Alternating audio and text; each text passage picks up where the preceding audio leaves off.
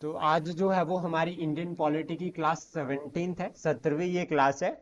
और इसमें हम पढ़ेंगे यूनियन गवर्नमेंट के बारे में। हमारा आज का टारगेट रहेगा यूनियन गवर्नमेंट। और यूनियन गवर्नमेंट जो है वो आर्टिकल 52 से लेकर 78 तक जो है वो डील करती है इसके साथ। इसमें एक आर्टिकल है आर्टिकल 76। आर्टिकल 76 किसके साथ लिंक करता है? मैंने पढ़ा चुका हूं, मैं ये जल्दी बताओ आर्टिकल 76 किसके साथ लिंक करता है रुडाली मैम?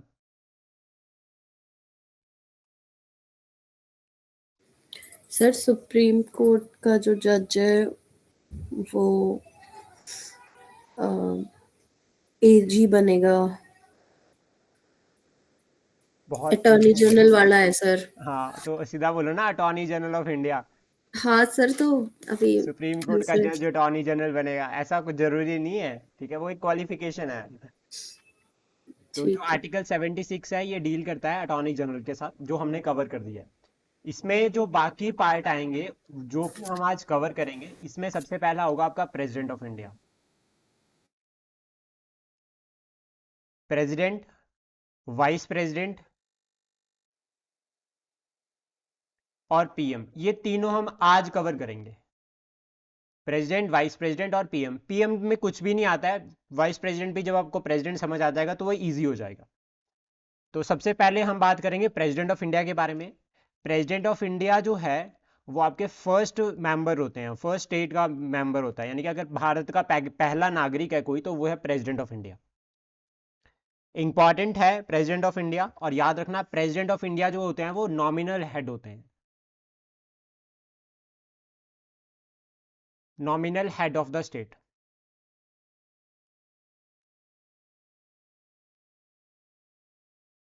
एक सिंबॉलिक हेड, सिर्फ सिंबल के फॉर्म में प्रेसिडेंट है। सारा जो काम है वो काउंसिल ऑफ मिनिस्टर करती है, काम सारा का सारा काउंसिल ऑफ मिनिस्टर करती है, लेकिन जो नाम है, नाम चलता है वो प्रेसिडेंट का चलता है। यानी कि प्रेसिडेंट क्या करते हैं, एक सिंबल के फॉर्म में जो है वो पूरा का पूरा जो है वो मैनेज करते हैं सारा कुछ, सारी गवर्नमेंट को, लेकिन काम जो है वो सरकार ही करती है। पहला पॉइंट ये याद रखना, nominal head and first citizen of India. ये क्या है, पहले सिटीजन ऑफ इंडिया है, ठीक है, फर्स्ट भारतीय इन शॉर्ट। देन उसके बाद इंपॉर्टेंट आता है कि कौन कौन से आर्टिकल्स हैं जो प्रेसिडेंट के साथ लिंक करते हैं। तो ये आर्टिकल्स को साथ में ही याद करना सबसे ज्यादा जरूरी होता है। तो सबसे पहले आर्टिकल आता है 52। ये कहता है कि कोई प्रेसिडेंट ऑफ इंडिया है। इन्होंने कहा कि प्रेसिडेंट ऑफ इंडिया, आर्टिकल 52 बोलता है कोई प्रेसिडेंट ऑफ इंडिया है। देन उसके बाद आर्टिकल 53, अब अगर कोई प्रेसिडेंट ऑफ इंडिया है तो उसकी कुछ एग्जीक्यूटिव पावर्स भी है। तो executive powers of president of India जो है वो आपकी आर्टिकल 53 में आती है। तो देखो सबसे पहले कहा कि कोई प्रेसिडेंट है, उसके बाद कहा कि कोई प्रेसिडेंट है उसके पास कुछ एग्जीक्यूटिव पावर्स भी है। देन उसके बाद आता है आर्टिकल 54। आर्टिकल 54 कहता है कि अगर प्रेसिडेंट है, पावर्स है, तो भाई उसके इलेक्शन भी होंगे, वो कैसे इलेक्ट होगा। तो 54 डील करता है इलेक्शन के साथ, कि election of the president of India. Then उसके बाद आता है आर्टिकल 55। सर 53 क्या था? 53 है executive power of the president of India, कि प्रेसिडेंट के पास कुछ एक पावर्स है, जो प्रेसिडेंट की शक्तियां हैं वो आर्टिकल 53 में है। 53 बोलता है कि president have some executive powers. Then उसके बाद आता है आर्टिकल 55। आर्टिकल 55 ये कहता है कि अगर 54 में ये बोला गया है कि प्रेसिडेंट जो है वो इलेक्शन होंगे, election of the president of India, तो वो इलेक्शन किस तरह से होंगे, उनका मैनर जो है वो 55 में बाद में आया। आर्टिकल 55 में मैनर जो है वो बाद में आता है। देन उसके बाद 56 में आता है, ठीक है, उन्होंने बोला कि चलो इलेक्शन ठीक है, आप इलेक्शन करवा रहे हो, मैनर आपने बता दिया, भाई कितने साल के लिए, कितने साल बाद इलेक्शन होंगे। तो यहां पर एक कहा गया टर्म ऑफ ऑफिस, कि जो प्रेसिडेंट ऑफ इंडिया है उनका जो टर्म ऑफ ऑफिस होगा वो कितना होगा, और ये जो है वो 5 साल होता है, ठीक है, 5 ईयर होता है। और री इलेक्शन एलिजिबल है, अगर एक बार प्रेसिडेंट ऑफ इंडिया बन गए, दूसरी बार बन गए, तीसरी बार भी बन सकते हैं। देन उसके बाद 57 में अब ये बात कहां कही गई है, ये कही गई है 57 में कि रीअपॉइंटमेंट का ऑप्शन अवेलेबल है, रीअपॉइंट हो सकते हैं। देन उसके बाद आता है 58। अब ये सब तो ठीक है, इन्होंने कहा इलेक्शन होंगे, मैनर होगा, टर्म ऑफ ऑफिस होगा, रीअपॉइंटमेंट होगा, लेकिन भाई क्वालिफिकेशन कहाँ से आएगी, कैसे पता चलेगा कि ये सबको करना है? तो आर्टिकल 58 में कहा गया है qualification of the president of India. Qualification कि जो प्रेसिडेंट ऑफ इंडिया उनकी क्या क्वालिफिकेशन होगी कि वो प्रेसिडेंट ऑफ इंडिया बन सकते हैं। देन उसके बाद एक आर्टिकल याद रखना है 60। क्वालिफिकेशन के बाद आर्टिकल 60, जो जो इंपॉर्टेंट है वही मैं आपको बता रहा हूँ। 60 में कहा गया है कि ठीक है, प्रेसिडेंट को इलेक्ट कर दिया आपने, मैनर ऑफ इलेक्शन डिसाइड कर दिया आपने, उसके बाद कहा कि जो क्वालिफिकेशन है वो भी आपने बता दिया। देन आपने ये भी बता दिया कि रीअपॉइंटमेंट का ऑप्शन अवेलेबल है, ठीक है। देन यहां पर आता है कि ये सब हो गया, तो उसके बाद नेक्स्ट बचता है ओथ एंड अफर्मेशन का। ओथ और अफर्मेशन आर्टिकल 60 में आता है, ओथ एंड अफर्मेशन। और चीफ जस्टिस ऑफ इंडिया जो है वो प्रेसिडेंट ऑफ इंडिया की ओथ करवाते हैं। तो सीजीआई यानी कि भारत के जो सुप्रीम कोर्ट के मुख्य न्यायाधीश है वो करवाते हैं oath of president of India. इसके बाद एक आर्टिकल और याद रखना है, वो है आर्टिकल 61। आर्टिकल 61 डील करता है इंपीचमेंट ऑफ द प्रेसिडेंट, कि अगर प्रेसिडेंट ऑफ इंडिया नहीं काम कर रहे हैं, ठीक है, या फिर उनका जो है वो मिसबिहेवियर और इनकेपेसिटी के केस में जो है वो उन्हें जो है वो इम्पीच किया जाता है। और ये इम्पीचमेंट जो है वो प्रेसिडेंट की इम्पीचमेंट जो है वो पार्लियामेंट की पावर है। ये पार्लियामेंट के पास ये पावर होती है कि वो इम्पीच कर सकता है प्रेसिडेंट ऑफ इंडिया को।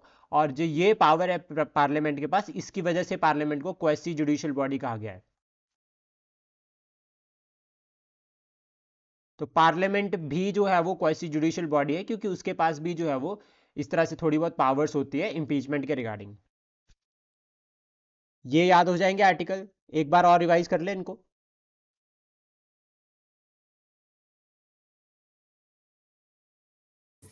जी सर। तो देखो, सबसे पहले आर्टिकल 52 में कहा गया कि प्रेसिडेंट ऑफ इंडिया होते हैं।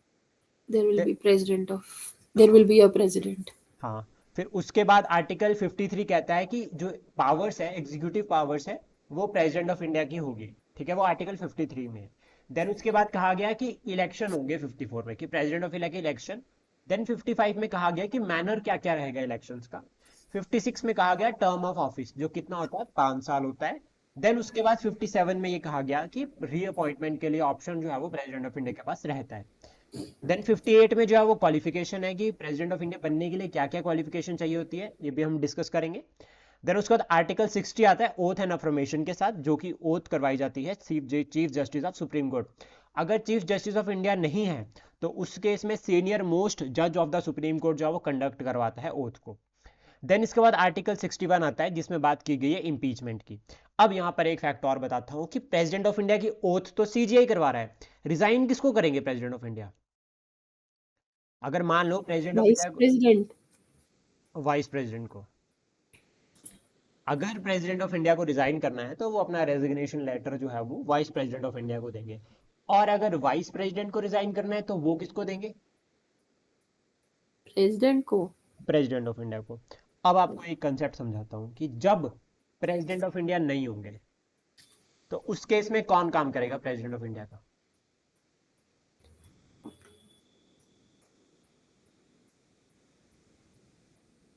अगर मान लीजिए प्रेसिडेंट ऑफ इंडिया नहीं है कि कंडीशंस होती है, फॉर एग्जांपल है कि उनकी डेथ हो गई, ठीक है, या फिर उन्हें इम्पीच कर दिया गया, ये कुछ कारण है जिसकी वजह से प्रेसिडेंट ऑफ इंडिया नहीं है। अब उस केस में जो है वो प्रेसिडेंट ऑफ इंडिया का काम कौन करेगा?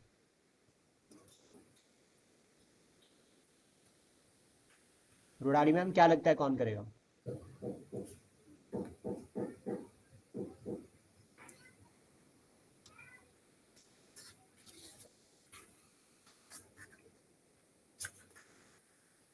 तो देखो, जब प्रेसिडेंट नहीं है उस केस में वाइस प्रेसिडेंट काम करेगा। लेकिन एक ना फैक्ट आता है कि वाइस प्रेसिडेंट तो हमारे पास राज्यसभा का एक्स ऑफिसो चेयरमैन है। वाइस प्रेसिडेंट की जो पोस्ट है वो तो एक्स ऑफिसो चेयरमैन रहते हैं, तो वो एक्स ऑफिसो चेयरमैन से हट जाते हैं और प्रेसिडेंट ऑफ इंडिया के लिए जो है वो काम, मतलब उस पोस्ट के लिए जो काम करते हैं। दूसरी कंडीशन यहाँ पर अप्लाई होती है कि जैसे उनको अपनी पोस्ट से यहाँ पर रिजाइन करते हैं और president of India acting president बनते हैं, तो देन उन्हें जो है वो इलेक्शन कंडक्ट करवाने पड़ते हैं। तो जब तक इलेक्शन नहीं होंगे तब तक वो वाइस प्रेसिडेंट की तरह काम करेंगे। अब मान लीजिए प्रेसिडेंट भी नहीं है, वाइस प्रेसिडेंट भी नहीं है, उस केस में कौन काम करेगा? CGI, chief justice of supreme court का जज। सुप्रीम कोर्ट का जज। अब ये सुप्रीम कोर्ट का जो चीफ जस्टिस ऑफ इंडिया है, मान लीजिए ये भी नहीं है, फिर कौन करेगा? Senior Most Judge. Senior most जज। तो जब से सीनियर मोस्ट होगा वो जो है फिर सारा जो है वो देखेगा, और ये तभी तक होगा जब तक नए इलेक्शन नहीं होते। और ऐसा हुआ है।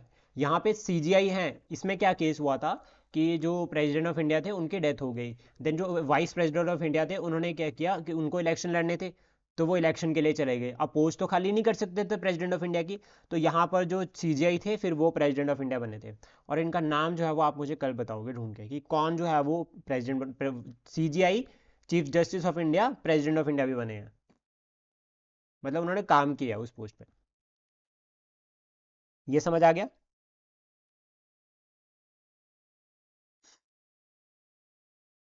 अब जी चलते हैं सर। सबसे पहले क्वालिफिकेशन पे, समझने के लिए कि क्या क्या जो है वो फैक्टर लिंक करते हैं प्रेसिडेंट ऑफ इंडिया के साथ। तो सबसे पहले तो याद रखना कि वो नॉमिनल हेड होते हैं, nominal head of the state. मतलब एक तरह से सिंबल की फॉर्म में है। अभी भी अगर आप देखोगे तो सारे काम जो है वो काउंसिल ऑफ मिनिस्टर और प्राइम मिनिस्टर करते हैं। सिर्फ ये एक सिंबॉलिक हेड है कि कोई भी नोटिस जारी करना है वो इनके नाम पे कर देना है। पहले सिटीजन होते हैं भारत के, फर्स्ट सिटीजन है ये। इलेक्शन की अगर हम बात करें, सबसे पहले अभी इलेक्शन पे ही चलते हैं कि जो इलेक्शन है, या इलेक्शन से पहले जो है वो क्वालिफिकेशन की तरफ चलते हैं कि क्वालिफिकेशन क्या है प्रेसिडेंट ऑफ इंडिया बनने की।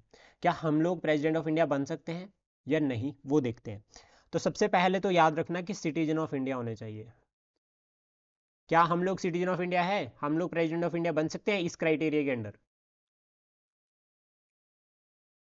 हाँ जी सर। बन सकते हैं। देन उसके बाद मिनिमम एज, मिनिमम एज के बारे में कि कितनी एज होनी चाहिए, वो है 35। क्या हम अभी एलिजिबल हैं? नहीं। ठीक है। Should be qualified. अब सेकंड फैक्टर समझना, ये जो है president of India should be qualified to become a member of Lok Sabha. Lok Sabha के मेंबर बनने के लिए क्वालिफाई भी होना चाहिए। लोकसभा का मेंबर बनने के लिए कितनी एज चाहिए होती है to become a member of Lok Sabha?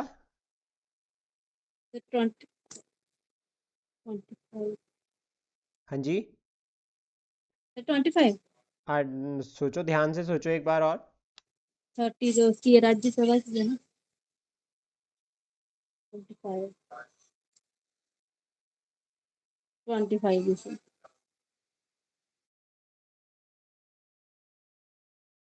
कितनी चाहिए होती है? श्योर हो आप बिल्कुल?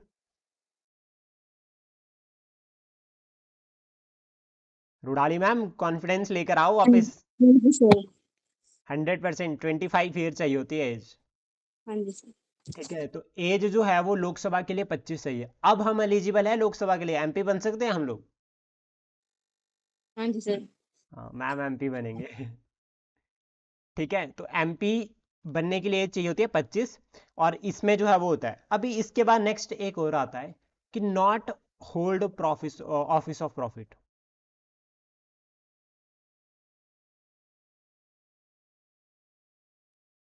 ऑफिस ऑफ प्रॉफिट जो है वो नहीं होना चाहिए, मतलब किसी और पोस्ट पर नहीं होना चाहिए।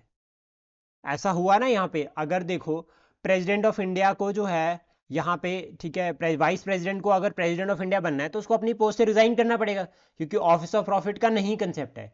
तो दैट मीन्स उस केस में यहाँ पे प्रेसिडेंट ऑफ वाइस प्रेसिडेंट भी नहीं है और प्रेसिडेंट तो ऑलरेडी नहीं है। तो यहाँ से ये कंसेप्ट समझ आ गया?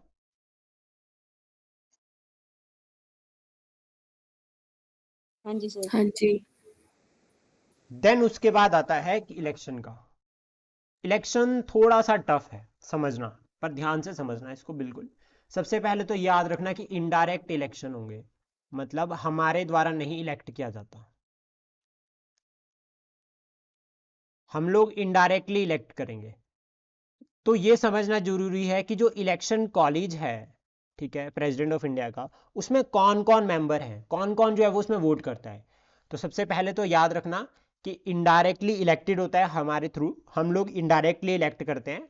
और जो हमारे मेंबर्स है, सबसे पहले तो याद रखना एमपी, दूसरा हो गया एमएलए, तीसरा हो गया ये एमएलए स्टेट वाले, और एमएलए वो जो यूटी के हैं लेकिन उनके पास क्या है, लेजिस्लेटिव असेंबली है,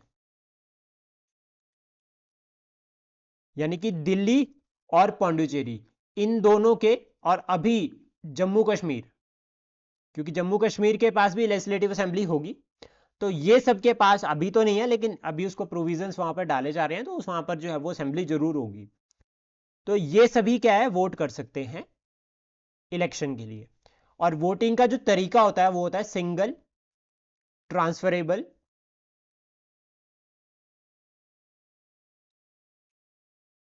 वोट, और ये जो है वो सीक्रेट बैलेट के थ्रू होती है।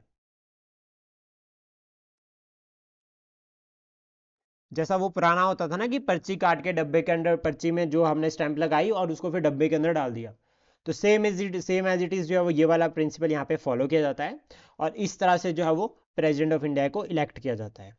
अब यहाँ पे कुछ एक कंसेप्ट है जो समझना बहुत जरूरी होता है। तो सबसे पहले याद रखना कि member of legislative council, MLC, member of legislative council vote नहीं करते हैं।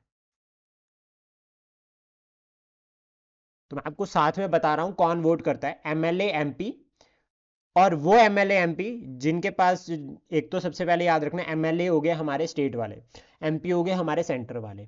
दूसरा, स्टेट में हमारे पास कहीं कहीं पे अगर आप देखते हो तो बाय कैमरलिज्म होता है, यानी कि अपर हाउस लोअर हाउस।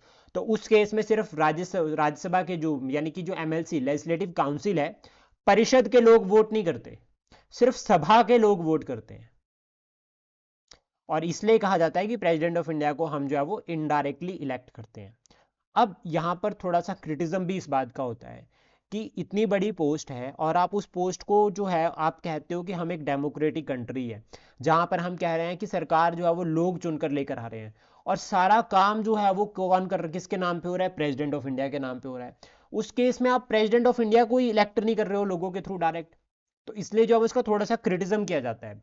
तो सबसे पहला तो यही कहा गया है कि प्रेसिडेंट ऑफ इंडिया को आपने डायरेक्टली इलेक्ट क्यों नहीं किया। तो इसमें जो कॉन्स्टिट्यूंट असेंबली के मेंबर्स थे, उन्होंने जब एक क्वेश्चन रेज किया, तो जो सरकार थी, जो काउंसिल थी उस टाइम पे, उन्होंने आंसर किया कि प्रेसिडेंट ऑफ इंडिया जो है वो जस्ट सिंबॉलिक हेड है,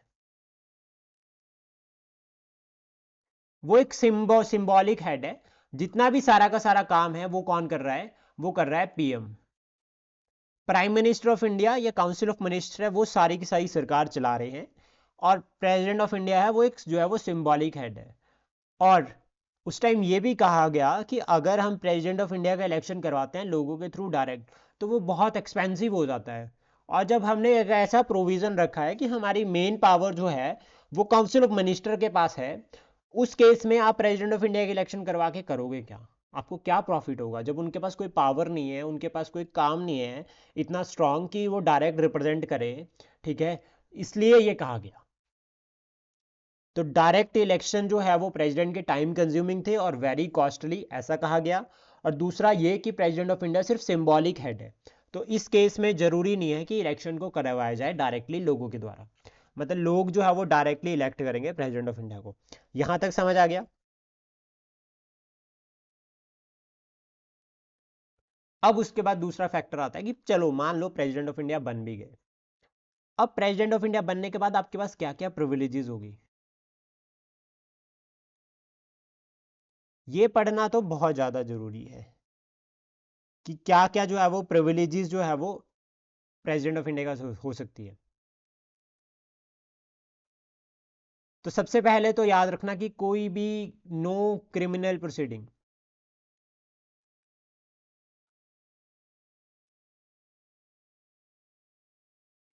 कोई भी क्रिमिनल प्रोसीडिंग जो है वो अगर प्रेसिडेंट ऑफ इंडिया बन जाते हैं ड्यूरिंग हिज टेन्योर नहीं होगी। सो तो नहीं गए सभी, नो सर से फिर से बताओ क्या बोला आपने? प्रिविलेजेस मतलब स्पेशल पावर, स्पेशल एक तरह से पावर्स होगी कि प्रेसिडेंट ऑफ इंडिया के केस में याद रखना कोई भी क्रिमिनल प्रोसीडिंग नहीं होगी जब तक वो प्रेसिडेंट ऑफ इंडिया है, उनके खिलाफ कोई भी जो है वो क्रिमिनल केस नहीं चलेगा। अब यहां पर ये कहा गया क्रिमिनल नहीं होगा लेकिन सिविल हो सकता है, सिविल केस जो है वो चल सकता है, और वो सिविल केस के लिए भी 2 महीने पहले नोटिस देना पड़ेगा। सिविल केस में भी 2 महीने पहले जो है वो नोटिस देना पड़ेगा, देन उसके बाद जो है वो सिविल केस चलेगा। क्रिमिनल क्रिमिनल तो चलेगा ही नहीं 5 साल तक के लिए, मतलब जब तक के लिए वो ऑफिस में है। और उसके बाद सिविल केस चल सकता है लेकिन 2 महीने का नोटिस देना पड़ेगा पहले। इसके बाद आता है इम्पीचमेंट। अगर मान लीजिए सिविल केस प्रूफ हो गया तो दैट मीन्स ये मिसबिहेवियर और इनकैपेसिटी का कंसेप्ट आ जाता है, तो उस केस में इम्पीचमेंट होती है प्रेसिडेंट की। और कौन से आर्टिकल के अंडर होती है इम्पीचमेंट, अभी हमने डिस्कस किया था 61। आर्टिकल 61। तो यहां पर कहा गया है इम्पीचमेंट, और ये इम्पीचमेंट के लिए क्या कहा गया है, violation to the constitution of India.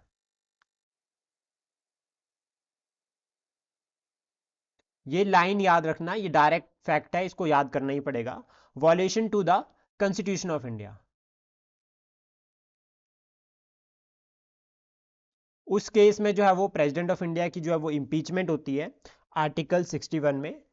जबकि ये फैक्ट और भी याद रखना कि ये जो इम्पीचमेंट है ये डिफाइन नहीं है हमारे संविधान में। आर्टिकल 61 में यही कहा गया है violation to the constitution of India, जिसके थ्रू जो है वो प्रेसिडेंट की इम्पीचमेंट होगी, लेकिन इम्पीचमेंट वर्ड को डिफाइन नहीं कर रखा है। ठीक है। और इम्पीचमेंट का जो प्रोविजन है, सबसे पहले तो ये याद रखना, वो किसी भी हाउस में इंट्रोड्यूस हो सकता है, आइदर राज्यसभा और आइदर लोकसभा, दोनों में से किसी भी हाउस में जो है वो इंट्रोड्यूस हो सकता है रेजोल्यूशन। और रेजोल्यूशन को इंट्रोड्यूस करने के लिए एटलीस्ट 1/4 मेंबर्स के साइन होने चाहिए, मतलब 1/4 मेंबर एग्री करे कि हमें जो है वो प्रेसिडेंट ऑफ इंडिया को इम्पीच करना है। इसके बाद जो है वो 14 दिन का नोटिस दिया जाता है प्रेसिडेंट ऑफ इंडिया को। प्रेसिडेंट ऑफ इंडिया को भी तो अपनी बात रखनी है कि आप मुझे इम्पीच कर रहे हो भाई, तो मुझे भी मौका दो। तो प्रेसिडेंट ऑफ इंडिया को मौका दिया जाता है, 14 दिन के लिए उनके पास जो है वो उनका टाइम होता है, नोटिस दिया जाता है। देन उसके बाद इम्पीचमेंट का जो रेजोल्यूशन है, अब यहां पर याद रखना, इम्पीचमेंट का जो रेजोल्यूशन है वो 2/3 स्पेशल मेजोरिटी से होगा। स्पेशल मेजोरिटी क्या होती है हरलीन मैम? हाँ जी sir. We discuss sir it a lot. Special हाँ sir half plus 2/3 special majority. हाँ, मतलब सबसे पहले तो ये कहा गया कि 2/3 जो है वो प्रेजेंट सिटिंग एंड वोटिंग होनी चाहिए, और ये भी कहा गया है कि more than half of the total membership of the house. Yes. तो 2/3 की जो है वो स्पेशल मेजोरिटी के थ्रू, और ये भी याद रखना कि ये इसके लिए ज्वाइंट सिटिंग नहीं होगी। अगर प्रेसिडेंट ऑफ इंडिया को इम्पीच करना है तो नो ज्वाइंट सिटिंग प्रोविजन, दोनों में हाउस, दोनों हाउसेज में अलग अलग होगा। स्पेशल मेजोरिटी के केस में नो ज्वाइंट जो है वो सिटिंग, कोई ज्वाइंट प्रोविजन नहीं होगा, दोनों हाउस साथ में नहीं बैठेंगे। और ये जो इम्पीचमेंट की पावर है प्रेसिडेंट ऑफ इंडिया के लिए कि प्रेसिडेंट ऑफ इंडिया को इम्पीच करना है, पार्लियामेंट के पास जो पावर होती है, इसको कहा जाता है quasi judicial power of the president of India. Sir किसकी क्वासी जुडिशियल हुई? पार्लियामेंट की। पार्लियामेंट की। तो ये पार्लियामेंट की पावर होती है। और एक फैक्टर और भी समझो यहाँ से कि देखो काउंसिल ऑफ मिनिस्टर के लिए तो हमने बोल दिया कि council of minister responsible to the Lok Sabha, उसके लिए होगा एक नो कॉन्फिडेंस मोशन।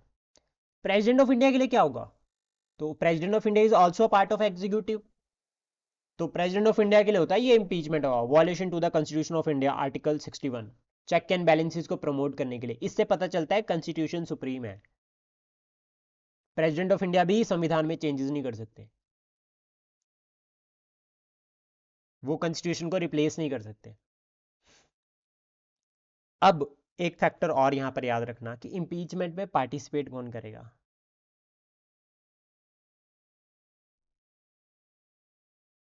ये बहुत ज्यादा इंपॉर्टेंट है, इंपीचमेंट में पार्टिसिपेट कौन करेगा। तो सबसे पहले तो याद रखना कि नॉमिनेटेड मेंबर्स, जो प्रेसिडेंट ऑफ इंडिया नॉमिनेट करते हैं 12 मेंबर राज्यसभा के लिए, वो भी पार्टिसिपेट करते हैं इम्पीचमेंट में, लेकिन ये 12 मेंबर इलेक्शन में पार्टिसिपेट नहीं करते।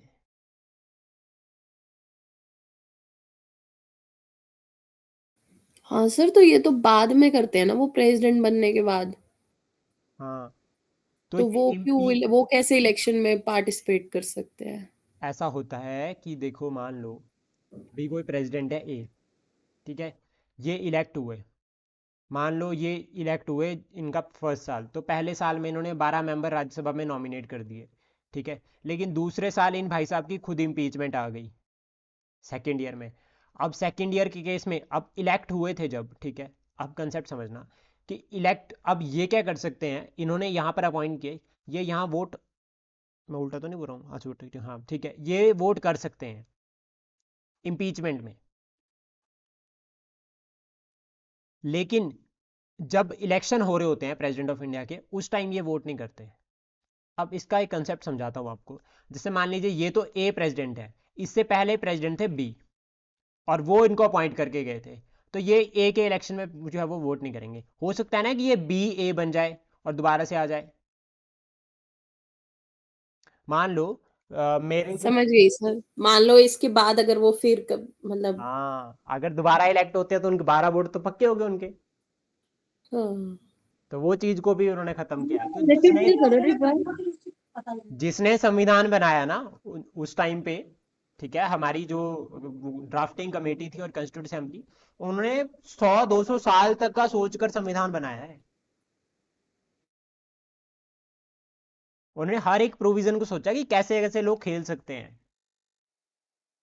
तो उन्होंने कहा कि जितने भी इंटेलिजेंट बन जाओगे लेकिन बेसिक स्ट्रक्चर को छेड़ नहीं पाओगे। ये समझ आ गया? हाँ जी। अब elected member of the legislative assembly of Delhi and Puducherry does not take part in the impeachment process।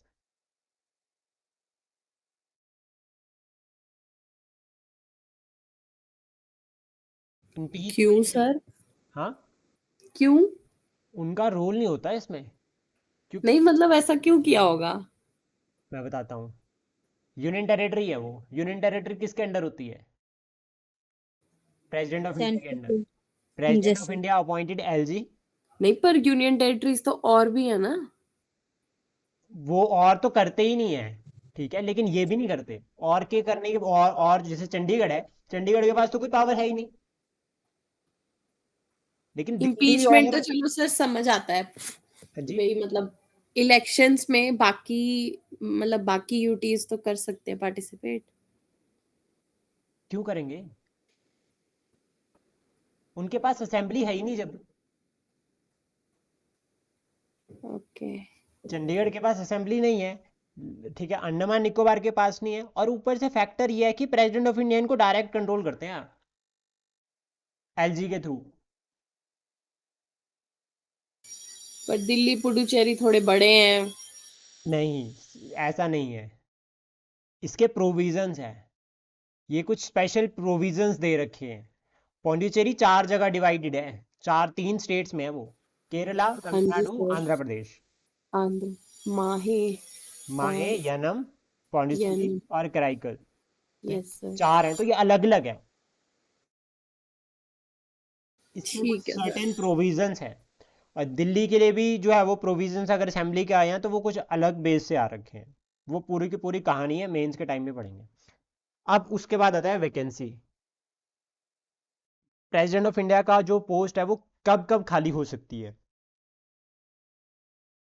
कब कब खाली हो सकती है? एक ग्राउंड बताओ, 2 ग्राउंड तो मैं बता चुका हूँ, एक इम्पीचमेंट हो गया, एक रेजिग्नेशन हो गया, और जब उनका, एक तो आपने बताया अगर वो रिजाइन करें। हाँ, अगर वो रिजाइन करे, और एक अगर वो इम्पीचमेंट हो जाती है उनकी, उनकी डेथ हो जाए। उनकी डेथ हो जाती है, या फिर 5 साल हो गए हो। हाँ, expiry of the tenure, good, समझ, आप समझने लगे हो आप। जब उनका 5 साल खत्म हो जाए तो वो भी पोस्ट वैकेंस हो जाएगी। एक और आता है डिसक्वालीफाइड, फिर वो साइकिल याद रखना कि प्रेसिडेंट ऑफ इंडिया नहीं होंगे तो vice president, vice president of India नहीं होंगे तो सीजीआई, सीजीआई नहीं होंगे तो chief justice of the supreme court, जो सीनियर मोस्ट जज है सुप्रीम कोर्ट का। अब उसके बाद हम बात करते हैं powers and function of the president of India, कि प्रेसिडेंट ऑफ इंडिया के क्या क्या पावर और क्या क्या फंक्शंस है। ये बहुत ज़्यादा इंपॉर्टेंट है, पावर और फंक्शन। अब इसको मैं आपको याद करने का एक सबसे और बहुत इजी तरीका बताता हूँ कि कैसे जो है वो हम इनको याद कर सकते हैं, ठीक है। बहुत सबसे बेस्ट और सबसे इजी तरीका जो है वो मैं आपको इसका बताता हूँ। तो सबसे पहले तो हमने पढ़ेंगे एग्जीक्यूटिव पावर, कि प्रेसिडेंट के पास क्या क्या एग्जीक्यूटिव पावर है। देन उसके बाद पढ़ेंगे लेजिस्लेटिव पावर्स। देन उसके बाद पढ़ेंगे फाइनेंशियल पावर्स। देन उसके बाद पढ़ेंगे जुडिशियल पावर्स, कि क्या क्या जुडिशियल पावर है। देन डिप्लोमेटिक पावर्स, कि क्या क्या जो है वो डिप्लोमेटिक पावर्स है। क्या क्या मिलिट्री पावर्स है और क्या क्या इमरजेंसी पावर्स है।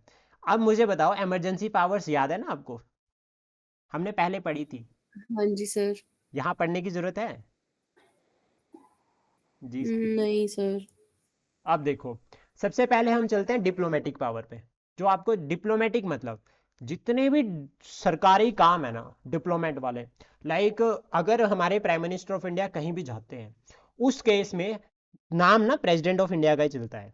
जितना भी धंधा है सरकार का काम करने का, अब इसको इसको काम करने के वे में समझना कि सरकार के जितने भी डिसीजन है वो सारे प्रेसिडेंट ऑफ इंडिया के नाम पे होते हैं।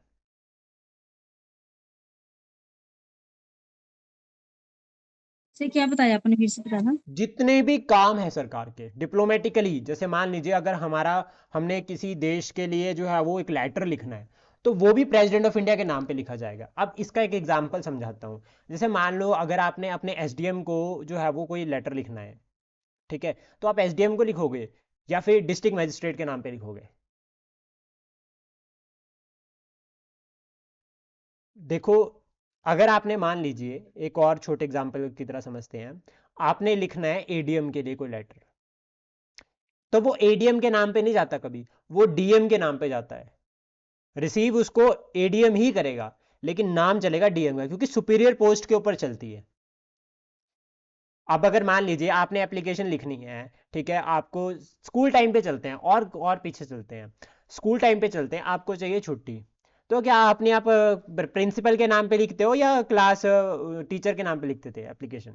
प्रिंसिपल के नाम। प्रिंसिपल के नाम पे ना। तो बस यहाँ पे भी याद रखना कि जो भी काम है, नाम है, सब कुछ वो प्रेसिडेंट ऑफ इंडिया का। डिप्लोमेटिक पावर में ये हो गया, जितने भी डिसीजन है, अगर कोई डिप्लोमेटिक डिस्प्यूट सॉल्व करना है तो प्रेसिडेंट ऑफ इंडिया का नाम आएगा। करेंगे सारे के सारे वो, जैसे क्लास टीचर काम करती है वैसे वो ही करेंगे, ठीक है, एज एडमिनिस्ट्रेटिव ही करेगा, लेकिन नाम इनका चलेगा।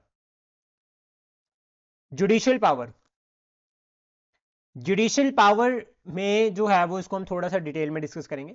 फाइनेंशियल पावर लिंक करती है इमरजेंसी के साथ 360, जो अभी तक नहीं लगी है, पहला पॉइंट। दूसरा, यहां पे फाइनेंशियल पावर में हमें याद रखना है फाइनेंस कमीशन को। कौन सा आर्टिकल था फाइनेंस कमीशन का रुडाली मैम? 280। आर्टिकल 280, ठीक है। इसके बाद आता है मिलिट्री पावर, जो हमारी आर्मी, नेवी, एयरफोर्स, इनका जो सुप्रीम कमांडर होता है ना, that is president of India. Yes, supreme sir. Commander of our arm forces वो प्रेसिडेंट ऑफ इंडिया होते हैं।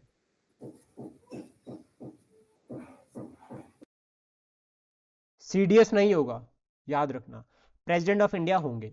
देन इसके बाद आती है लेजिस्लेटिव, ठीक है, इमरजेंसी। इमरजेंसी पावर्स जो है वो हमारे 3 आर्टिकल है, आर्टिकल 352, आर्टिकल 356 और आर्टिकल 360। फाइनेंशियल इमरजेंसी हम डिस्कस कर चुके हैं। प्रेसिडेंट रूल है आर्टिकल 356, जिसमें ये कहा गया है कि 2 ग्राउंड है, एक तो 356 खुद है और एक 365 है। अगर स्टेट जो है वो सेंटर की डायरेक्शन नहीं फॉलो करती है 365 में, तो उसके अंडर जो है वो प्रेसिडेंट रूल लग सकता है।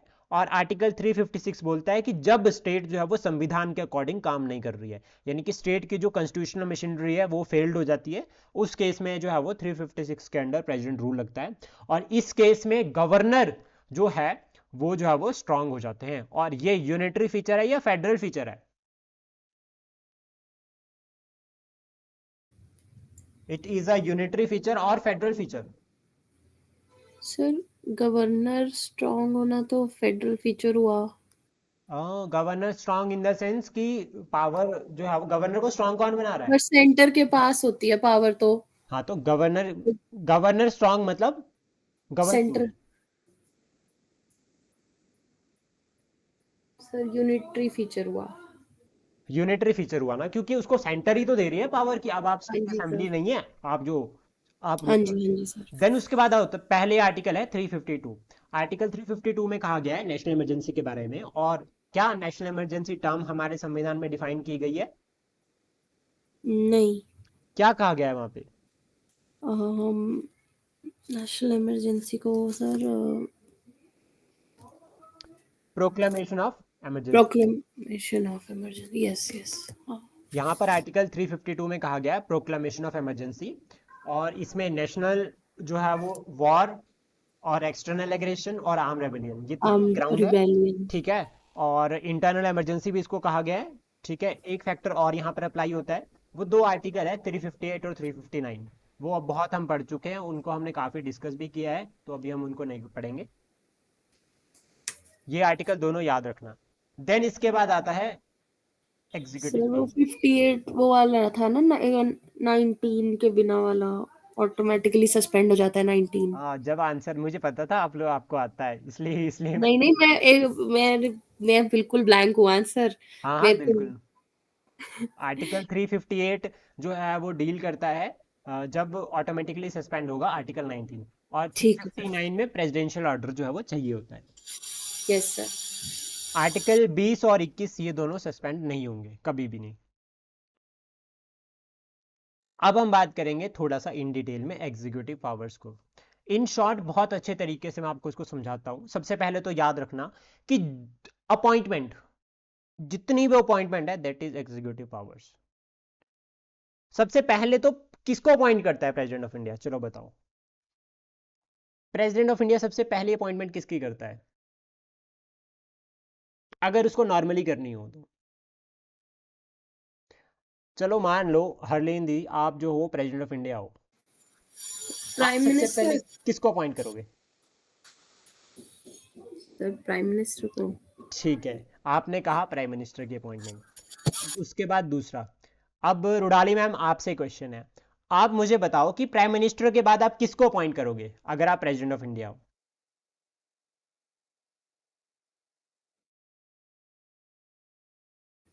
सर बाकी मिनिस्टर्स रुको, मैम को बोले दो, मैम है क्लास में।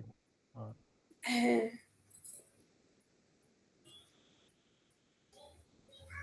रुडाली मैम हाँ जी सर।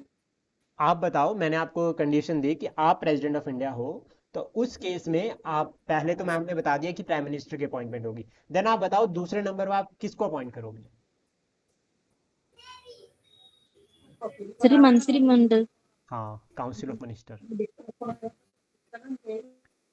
क्योंकि इसके बिना तो ये प्रेसिडेंट भी किसी काम, प्राइम मिनिस्टर भी किसी काम का नहीं, और हमारे संविधान में ये कहा गया है कि प्रेसिडेंट को कोई भी अगर काम करना है तो इनके बिना तो होगा ही नहीं। अब एक फैक्ट और समझो, हमने तो इनको इलेक्ट किया था, ये एमपी है हमारे लिए, लेकिन इनकी अपॉइंटमेंट कौन कर रहा है? प्रेसिडेंट ऑफ इंडिया, ठीक है। President of India appointed prime minister, then उसको बोलते हैं कि आप प्रूफ करो अपनी मेजोरिटी को कि आप सरकार बना सकते हो। तो दैट मीन्स कि ये जो प्राइम मिनिस्टर है, ये जो काउंसिल ऑफ मिनिस्टर है या प्राइम मिनिस्टर है, ये प्रेसिडेंट ऑफ इंडिया के प्लेजर पर ऑफिस होल्ड करता है।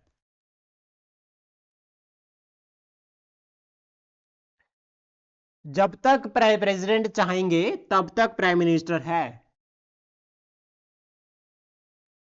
हालांकि इसका एक प्रोसीजर और भी आता है डिसोल्यूशन का, वो भी प्रेसिडेंट ऑफ इंडिया ही करते हैं, तो मर्जी तो प्रेसिडेंट ऑफ इंडिया की ही चलती है, डिसीजन इनका ही होता है, करना इन्होंने ही है। तो ये जो अपॉइंटमेंट है ये भी प्राइम मिनिस्टर की ये करते हैं, और अगर प्राइम मिनिस्टर को हटाना है तो हटाने की पावर भी इनके पास ही है, यही हटाते हैं, डिसीजन इनका रहता है। हालांकि वो जो रेजोल्यूशन है, प्रोसीजर है, वो पार्लियामेंट से क्रॉस होता है, लेकिन फाइनल जो करते हैं वो प्रेसिडेंट ऑफ इंडिया ही करते हैं। उसके बाद आपका अटॉर्नी जनरल ऑफ इंडिया हो गया, आपके यूपीएससी के चेयरमैन हो गया, सीएजी हो गया, ठीक है, इलेक्शन कमीशन ऑफ इंडिया हो गया, फाइनेंस कमीशन हो गया, इन सब की अपॉइंटमेंट जो है वो प्रेसिडेंट ऑफ इंडिया करते हैं। दूसरा फैक्टर जो आपको याद रखना है, एक तो ये वाली अपॉइंटमेंट हो गई, सेकंड जो फैक्टर आता है वो आता है कि ये जो हमारे चेयरमैन हो गए कमीशंस के like national commission for SC ST OBC, linguistic provisions के लिए लिंग्विस्टिक के लिए कमीशन बना दिया, माइनॉरिटीज़ के लिए कमीशन बना दिया, नेशनल ह्यूमन राइट कमीशन हो गया। जितने भी ये जो कमीशंस हो गए इनके चेयरमैन भी प्रेसिडेंट ऑफ इंडिया अपॉइंट करते हैं। और प्रेसिडेंट ऑफ इंडिया का सिर्फ नाम चलता है, करते कौन है? Council of minister. तो देखो जितने भी जो है वो नाम होते हैं, सारे काम होता है वो सारा का सारा काउंसिल ऑफ मिनिस्टर कर रही है, लेकिन नाम जो चलता है वो चलता है प्रेसिडेंट ऑफ इंडिया का। नाम चलेगा प्रेसिडेंट का, काम करेगी काउंसिल ऑफ मिनिस्टर। ये क्लियर हो गया? इसके बाद अगर कोई इंटर स्टेट अपॉइंटमेंट है, लाइक इंटर स्टेट काउंसिल हो गया या वाटर काउंसिल हो गया, जो डिस्प्यूट वाली, इनके भी जो चेयरमैन होते हैं वो appointed by the president of India. अब ऐसा क्यों? क्योंकि प्रेसिडेंट ऑफ इंडिया को जो है वो हमने कहा है कि पहले सिटीजन है देश के, और हमारे भी अगर घर का कोई बड़ा नागरिक है, ठीक है, जो ये सबसे बड़ा है, जो वही सारे डिसीजन लेता है अगर, तो उस केस में उसके पास पावर होती है, वो बोलता है कि आपको ये काम करना है, आपको ये काम करना है, आपको ये काम करना है। काम कौन करता है? फैमिली मेंबर्स करते हैं, लेकिन नाम किसका आता है? प्रेसिडेंट ऑफ इंडिया का। ये क्लियर हो गया? हाँ जी सर। इसके बाद आती है legislative powers. President of India के पास भी कुछ कानून बनाने की पावर है। लेजिस्लेटिव पावर, अब यहां पर ये याद रखना कि कौन सी पावर कहां आ रही है, कौन से सेक्शन में आ रही है। तो जो लेजिस्लेटिव पावर, सबसे पहले तो समन,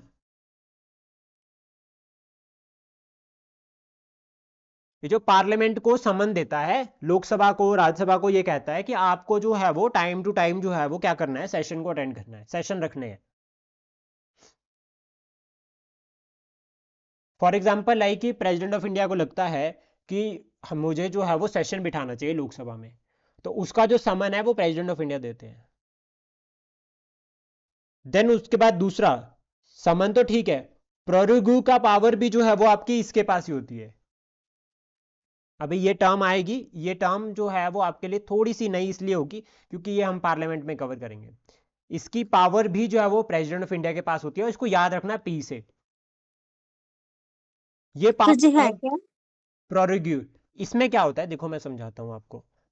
जब ना लोकसभा को डिसॉल्व करना होता है, अब काउंसिल ऑफ मिनिस्टर क्या करते हैं?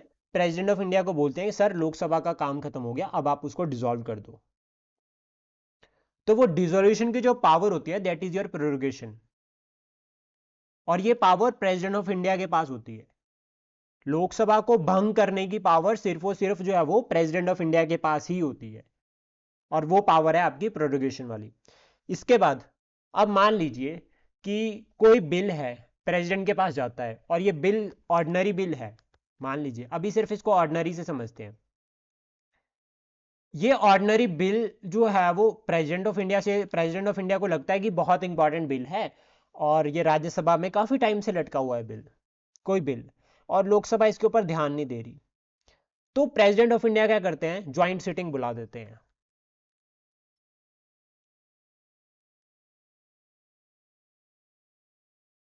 तो ये जो ज्वाइंट सिटिंग होता है, जो ज्वाइंट सिटिंग का जो प्रोविजन है, ये सिर्फ ऑर्डिनरी बिल के केस में होता है, पहला पॉइंट।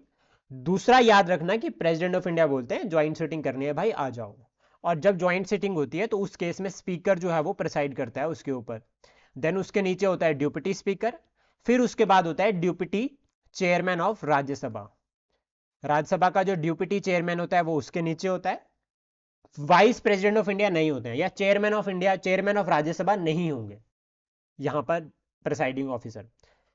उसके बाद दूसरा फैक्टर याद रखना कि एक ना एड्रेस होता है, प्रेसिडेंशियल एड्रेस। जब भी हर साल, मतलब साल का जो है वो नया, मतलब सेशन बैठता है, हर साल का नया सेशन होता है, पहला सेशन, उस केस में प्रेसिडेंट ऑफ इंडिया क्या करते हैं, जो है वो एड्रेस करते हैं हमारे लेजिस्लेचर को। तो प्रेसिडेंट ऑफ इंडिया बोलता है कि यार मैं थोड़ी ना राज्यसभा में जाऊंगा अलग से और लोकसभा में जाऊंगा अलग से, भाई दोनों को साथ में बुला लो। I am very busy personality, सिर्फ याद करने के लिए बता रहा हूँ इसको एक। तो प्रेसिडेंट ऑफ इंडिया बोलते हैं देखो भाई मेरे पास टाइम नहीं है, सारे तो तुमने डिसीजन मेरे नाम पे करने हैं। तो इस केस में प्रेसिडेंट ऑफ इंडिया ये कहते हैं कि आप क्या करो, ज्वाइंट सिटिंग में आ जाओ। तो जो पहला सेशन होता है हर साल का, वो भी ज्वाइंट होता है। इसके बाद जब नई सरकार बनती है, नई सरकार बनती है, उस केस में भी जो पहला सेशन होता है वो ज्वाइंट होता है, और इस बार दोनों हुआ है। नई सरकार का सेशन भी बना है, मतलब नई सरकार का फर्स्ट सेशन भी हुआ है और साल का पहला सेशन भी हुआ है, और हमारी जो प्रेसिडेंट है उन्होंने अटेंड भी किया है। ठीक है, ये समझ आ गया? जी सर। अब उसके बाद एक कंसेप्ट और समझो, छोटा सा कंसेप्ट। प्रेसिडेंट ऑफ इंडिया ने एड्रेस भी कर लिया। अब एड्रेस करने के बाद एक मोशन ऑफ थैंक्स आता है। ये न्यूज में सुना था ये? हाँ जी सर। मोशन ऑफ थैंक्स का मतलब होगा कि जो प्रेसिडेंट ने एड्रेस किया उसका शुक्रिया अदा करना। अगर ये पास ना हो ना ज्वाइंट सिटिंग से, तो समझो सरकार फेल हो गई, दोबारा से इलेक्शन होंगे, और पॉसिबिलिटी ये भी है कि नई सरकार बने। क्योंकि प्रेसिडेंट ऑफ इंडिया क्या बोलते हैं, मेरी सरकार ने ये काम किया। अगर आप प्रेसिडेंट की स्पीच सुनोगे तो बताएगा वहां वहां पे खड़े होके आप सेशन में कि मेरी सरकार ने पिछले 10 साल में या पिछले 5 साल में जो है वो एजुकेशन के लिए इतना खर्च किया है, मेरी सरकार ने डिफेंस के लिए इतना किया है, मेरी सरकार की ये उपलब्धियां। और उपलब्धियां जो अचीवमेंट्स है, अगर वो मोशन ऑफ थैंक्स में पास ही ना हो तो दैट मीन्स लोगों का फेथ ही नहीं है। रिप्रेजेंटेटिव है ना हमारे वो, उन लोगों का फेथ ही नहीं है, मतलब लोगों का फेथ नहीं, सरकार भंग। तो ये पास होना बहुत जरूरी होता है। इस केस में भी लोकसभा डिसॉल्व हो सकती है अगर ये पास ही ना हो तो। तो ये फैक्टर याद रखना। एक कारण एक बेस मैंने आपको यही बता दिया कि अगर ये motion of thanks president of India के एड्रेस पे जो होता है वो पास ना हो तो उस केस में भी जो है वो आपकी जो है वो लोकसभा भंग हो जाएगी। ठीक है, क्लियर? इसके बाद ये जो 12 मेंबर नॉमिनेट किए जाते हैं राज्यसभा के लिए, वो पावर भी जो है वो लेजिस्लेटिव पावर होती है प्रेसिडेंट ऑफ इंडिया की। देन उसके बाद एक कंसेप्ट और समझते हैं। सबसे पहला तो याद रखना, ये थोड़ा बिल के केस में है। बिल बनेगा कानून। कोई भी बिल है, यानी कि कोई भी, सबसे पहले तो याद रखना कि अगर कोई भी कानून बनाना है तो वो बिल की फॉर्म में जो है वो लोकसभा में या राज्यसभा में इंट्रोड्यूस होता है। देन उसके बाद कानून बनने तक का सफर जो है वो उसको तय करना पड़ता है। वो हर एक सेशन में जाता है, हर एक सेशन में जो हर एक जो जैसे राज्यसभा में भी जाएगा, लोकसभा में जाएगा, रिकमेंडेशन आएगी, डिस्कशन होगा, डिबेट होगा, सब कुछ होगा। उसके बाद उसको कानून बनने के लिए एक परमिशन चाहिए, वो है प्रेसिडेंट की। प्रेसिडेंट ऑफ इंडिया के पास जाएगा वो फाइनल अथॉरिटी के साथ। अगर प्रेसिडेंट ऑफ इंडिया उसको पास करेंगे तभी कानून बनेगा। तब उसके बाद एक इंप्लीमेंटेड डेट डिसाइड की जाएगी कि इसको कब इंप्लीमेंट करना है। इंप्लीमेंटेड डेट डिसाइड की जाएगी प्रेसिडेंट के असेंट के बाद। तो जब यहां पे जब कोई भी बिल है वो प्रेसिडेंट के पास जाता है, कोई भी बिल प्रेसिडेंट के पास जाता है तो उस केस में प्रेसिडेंट के पास 3 पावर होती है। पहली पावर होती है कि वो असेंट दे दे, असेंट यानी कि मंजूरी दे दे कि ठीक है आप ये कानून लगा दो। सेकंड पावर होती है विदहोल्ड हिज असेंट, अपनी परमिशन को रोक दे। थर्ड पावर होती है रिकंसिडरेशन के लिए वापस भेज देना।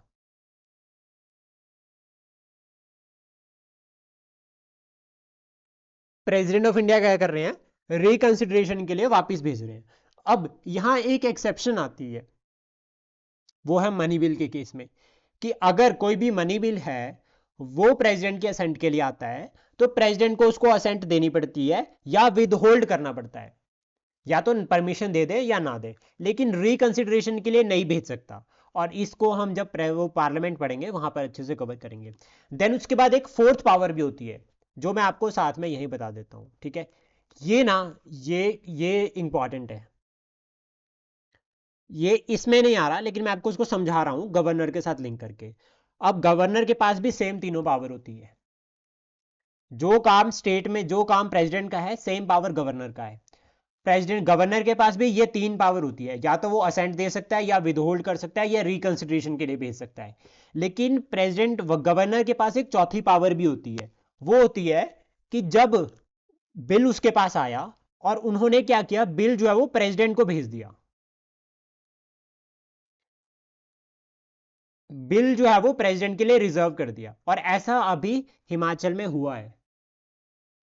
हिमाचल की जो पॉलिटिकल सिनेरियो है उसमें जो ये अभी केस बना है, जो हमारी पालमपुर यूनिवर्सिटी है एग्रीकल्चर वाली, उसका जो वीसी है उसकी अपॉइंटमेंट को लेकर जो है वो केस था, ठीक है, बिल था। हमारी राज्यसभा से जो है वो हमारी जो असेंबली है, लेजिस्लेटिव असेंबली, वहां से वो पास हुआ। गवर्नर ने प्रेसिडेंट के लिए बिल रिजर्व कर दिया है। तो अब जो है वो कौन देखेगा? प्रेसिडेंट ऑफ इंडिया देखेंगे। यहां तक समझ आ गया?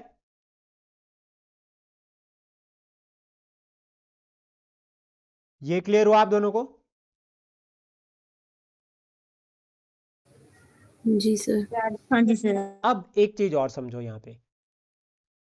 अगर मान लो जैसा जहां तीसरा केस है यहां पे कि रिकंसिडरेशन के लिए भेजा और दोबारा से जो है वो बिल प्रेसिडेंट के पास पहुंच गया, पार्लियामेंट ने क्या किया, विद और विदाउट अमेंडमेंट जो है वो बिल जो है वो दोबारा से प्रेसिडेंट ऑफ इंडिया के पास पहुंचा दिया।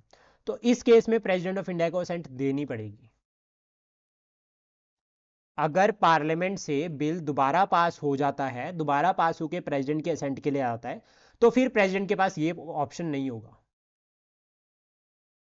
लेकिन यहां पर प्रेसिडेंट ऑफ इंडिया के पास ये तीन ऑप्शन तो हो, दो ऑप्शन होंगे, तीसरा ऑप्शन भी होगा, लेकिन एक चौथा ऑप्शन और होगा, वो दोबारा से भेज सकता है। मान लो एक बार बिल जो है वो पास होके आ गया, दूसरी बार भी आ गया, अगेन दोबारा भेज सकता है। तो इसको कहा जाता है कि प्रेसिडेंट ऑफ इंडिया की पावर जो है वो स्टेट लेजिस्लेचर से ज्यादा होती है। State can not ride over the president of India these powers. और ये वीटो पावर के फॉर्म में कहा जाता है कि जो veto power of president of India होती है वो ज्यादा होती है। अभी ये वीटो पावर आपको भी क्लियर हो जाएगा कि क्या होती है, तो वहां आपको ये बहुत अच्छे समझ आ जाएगा। बट यहां पर ये फैक्ट याद रखना कि स्टेट बिल अगर प्रेसिडेंट असेंट के लिए जाता है, तो प्रेसिडेंट अगर उसको रिकंसिडरेशन के लिए दोबारा भी भेज देंगे, उस केस में अगर मान लो स्टेट असेंबली से दोबारा बिल पास होकर आ गया, तो फिर भी प्रेसिडेंट ऑफ इंडिया उसको अपनी मर्जी, उसको पास करे या ना करे, उनकी मर्जी होगी। देन उसके बाद नेक्स्ट आता है ऑर्डिनेंस मेकिंग पावर।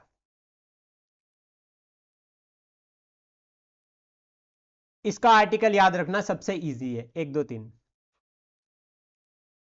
ये प्रेसिडेंट की होती है और 213 जो है वो गवर्नर की होती है। इसमें क्या है कि जैसे मान लो कोई लोकसभा सेशन में नहीं है, लोकसभा है ही नहीं सर, मतलब काम नहीं कर रही है, अपना बिजी चल रखी है, सेशन नहीं बैठ रखा, अब इमरजेंसी आ जाती है, कानून बनाना पड़ेगा भाई। तो वो कानून बनाने की पावर होती है ऑर्डिनेंस पावर, और ये पावर होती है प्रेसिडेंट ऑफ इंडिया के पास कि कोई अगर एक्सेप्शनल कंडीशन आ गई और उस कंडीशन में अगर कानून बनाना है, तो वो पावर जो है वो किसके पास होगी? प्रेसिडेंट ऑफ इंडिया के पास होगी, अंडर आर्टिकल 123। सिमिलर ये प्रिंसिपल अप्लाई होता है गवर्नर के केस में, और आर्टिकल 213 में जो है वो गवर्नर के पास ऑर्डिनेंस मेकिंग पावर होती है। गवर्नर की ऑर्डिनेंस है वो सिर्फ स्टेट तक अप्लाई होगी क्योंकि वो एक स्टेट का गवर्नर है, और प्रेसिडेंट ऑफ इंडिया की जो है वो पूरे के पूरे देश में अप्लाई हो सकती है क्योंकि वो पूरे देश के प्रेसिडेंट ऑफ इंडिया है। लेकिन याद रखना कि अगर ऑर्डिनेंस बनाई जा रही है तो उसी पर ऑर्डिनेंस बनेगी, उसी कानून से रिलेटेड ऑर्डिनेंस बनेगी जिसमें जो है वो आपकी पार्लियामेंट के पास पावर भी है कानून बनाने की। जैसे मान लीजिए कि एजुकेशन है, एजुकेशन के रिगार्डिंग जो है, या एमएसपी रख लो, एमएसपी के रिगार्डिंग प्रेसिडेंट ऑफ इंडिया एक ऑर्डिनेंस लेकर आते हैं जो कि कानून बन जाता है।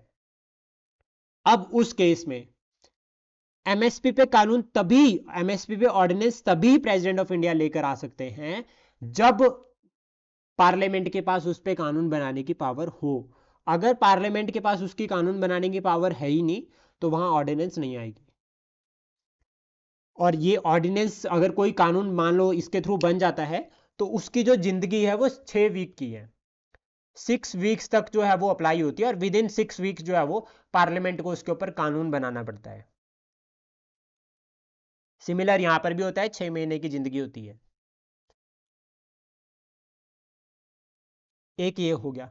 दूसरा मैंने आपको बताया था कि जितनी भी अपॉइंटमेंट है, यूपीएससी का चेयरमैन हो गया, सीएजी हो गया, या फिर इलेक्शन कमीशन ऑफ इंडिया, ये अपनी रिपोर्ट किसको देंगे? प्रेसिडेंट को। प्रेसिडेंट ऑफ इंडिया को। तो ये पावर भी जो है वो लेजिस्लेटिव पावर होती है। और फिर प्रेसिडेंट ऑफ इंडिया क्या करते हैं, उन रिपोर्ट्स को जो है वो लोकसभा में रखते हैं या सरकार में रखते हैं। अब यहाँ पर यही तो होता है ना, प्रेसिडेंट ऑफ इंडिया को कैसे पता चलेगा कि क्या काम हुआ क्या काम नहीं हुआ? वो इन रिपोर्ट्स के थ्रू पता चलेगा। इलेक्शन कमीशन ऑफ बताएगा कि हमने इतने इतने इलेक्शन करवाए थे, फाइनेंस कमीशन बोलेगा हमने इतना इतना पैसा दिया है। क्योंकि वो थोड़ी ना लोकसभा से पूछेगा कि कितना पैसा दिया, वो उनसे पूछेगा जिसने जिनको जो है वो उसने अपॉइंट किया होगा। जैसे यूपीएससी का चेयरमैन है तो यूपीएससी के चेयरमैन से पूछेगा भाई हाँ बता कितनी अपॉइंटमेंट करी है, क्या क्या काम चला है पूरे देश में। तो वो बताएगा कि सर हमने जो है वो इस बार 1000 सिविल सर्वेंट बनाए। वो बताएगा सर हमने ये काम किया है, हमने इतने अपॉइंटमेंट किया, हमने इतने ट्रांसफर किए। इलेक्शन कमीशन ऑफ इंडिया बोलेगा कि sir model of code of conduct हमने इस तरह से लगाया, हमने इस तरह से कंडक्ट करवाया। तो वो सारी रिपोर्ट्स जो है वो प्रेसिडेंट ऑफ इंडिया के पास जाएगी और वो रिपोर्ट्स जो है वो प्रेसिडेंट ऑफ इंडिया रखेंगे पार्लियामेंट में। ये भी जो है वो कौन सी पावर होती है, लेजिस्लेटिव पावर होती है। Diplomatic, military, emergency almost clear. अब हम पढ़ते हैं वीटो पावर। यहां ये क्लियर हो जाएगा वीटो पावर। अब वो आपको कानून वाला क्लियर होगा सारा।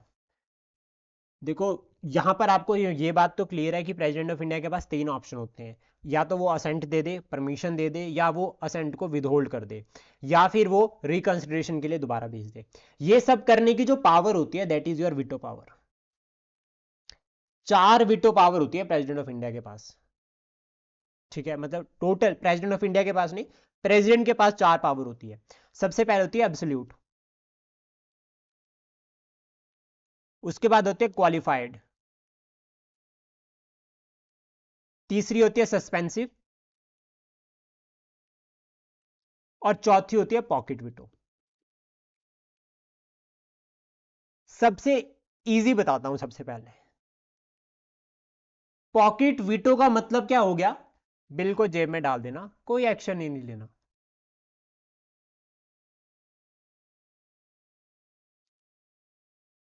बस उन्होंने कानून आया, प्रेसिडेंट ऑफ इंडिया ने देखा भी नहीं कि ये है क्या, और चुपचाप पॉकेट में डाल लिया, जब मैं फ्री होऊंगा देख लूंगा।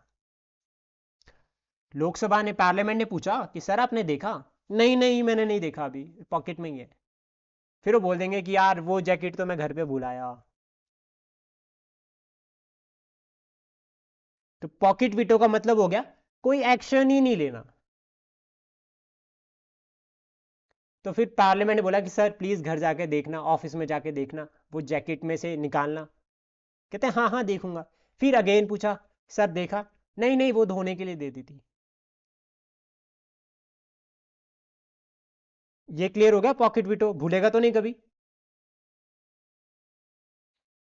सर किस केस में, कोई एग्जांपल? एग्जाम्पल है इसका बहुत अच्छा, और ऐसा यूज भी किया पावर। अभी तक तो ये सोचो कि क्या ये यूज किया कि नहीं है।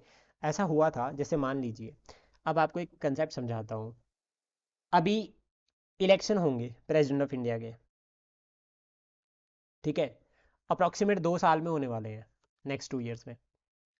मान लीजिए गलती से ऐसा होता है कि अभी तो एक रूलिंग पार्टी है, तो ठीक है, सपोज दैट मान लीजिए कि जो दूसरी अपोजिशन वाली पार्टी है उनका प्रेसिडेंट जीत गया।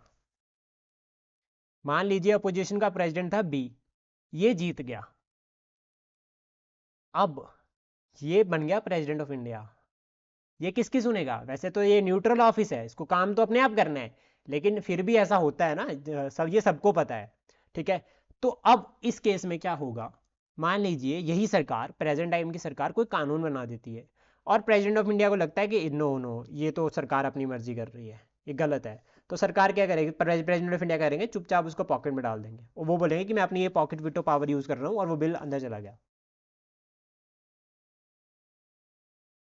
और इसका मैं आपको एक केस समझाता हूं कि जो राजीव गांधी सरकार थी, 1986 में राजीव गांधी सरकार ने एक बिल लेकर आई, 1986 में प्रेस रिस्ट्रिक्शंस एक्ट 1986 में लेकर आए।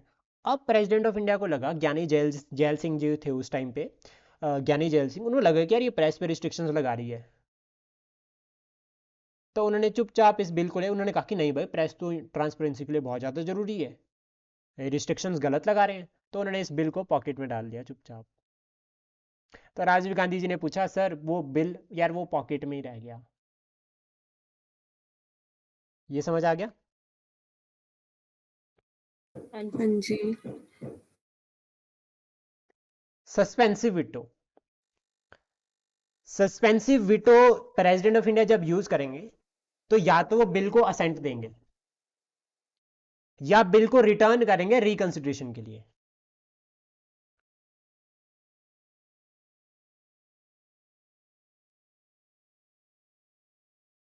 सस्पेंसिव याद रखना कि या तो असेंट दे रहे हैं या फिर रिटर्न कर रहे हैं रिकंसिडरेशन के लिए। क्वालिफाइड हमारे पास अप्लाई नहीं होती,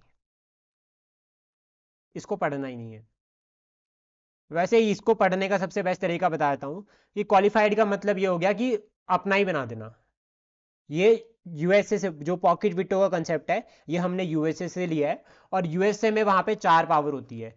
तो ओवरराइड कर देना, जब ओवरराइड कर रहे हैं, मान लीजिए कोई कानून आया और वो कानून प्रेसिडेंट ऑफ इंडिया को अच्छा नहीं लगा तो उन्होंने अपना ही कानून बना दिया, तो that is your qualified power.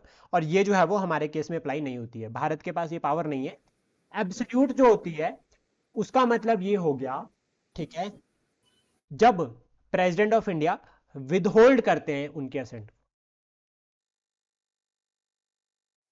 देखो जब असेंट देनी है और रिकंसिडरेशन के लिए भेजना है तो सस्पेंसिव होगा, विदहोल्ड करना है तो एब्सोल्यूट होगा, और जब कोई एक्शन नहीं लेना तो पॉकेट होगी।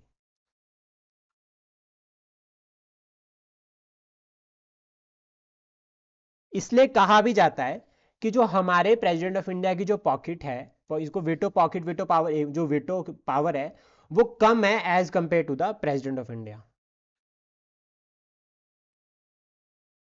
President of sorry USA, USA के प्रेसिडेंट के मुकाबले में जो है वो कम है। ठीक है, ये याद रहेगा। सर इसका कोई टर्म नहीं होता पॉकेट विटो का? वेटो पावर तो कोई टर्म नहीं होगा, मतलब जैसे कि अगर जैसे आपने बोला कि इस केस में राजीव गांधी केस में उन्होंने पॉकेट में डाल लिया, हाँ तो पॉकेट विटो नाम है इसका।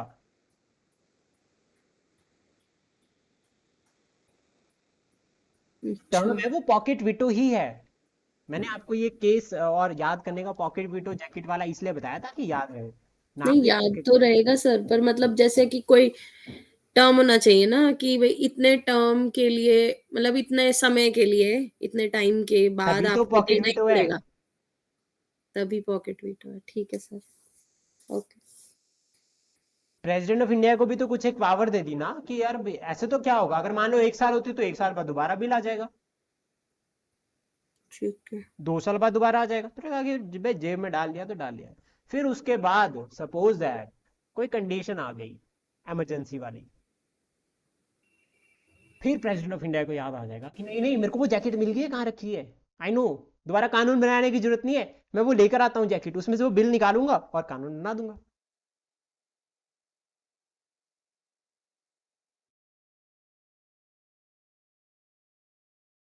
बोलेगा ना, जैसे सपोज दैट इमरजेंसी लग गई। अब इमरजेंसी के केस में वैसे तो ऑलरेडी रिस्ट्रिक्शंस हो जाती है, लेकिन प्रेस फिर भी रिस्ट्रिक्ट नहीं होती। लेकिन सपोज दैट कोई एक्सेप्शनल कंडीशन है और प्रेस को रिस्ट्रिक्ट करना ही पड़ेगा। जैसा कि अगर आप देखते हो इंटरनेट शटडाउन करना इनडायरेक्टली होता है ऐसा, इंटरनेट शटडाउन, तो वो एक तरह से प्रेस रिस्ट्रिक्शन ही हो गया। जब इंटरनेट शटडाउन या कोई ऐसा केस आता है, अब मान लीजिए बहुत एक्सेप्शनल कंडीशन है तो कानून बनाने में टाइम लग जाएगा, तो सीधा ये कहा जाता है कि ये पॉकेट विटो वहां थी, उस जैकेट थी, उसको लेकर आओ, कानून बना दो। बस ये सिंपल याद करने का तरीका है इसको।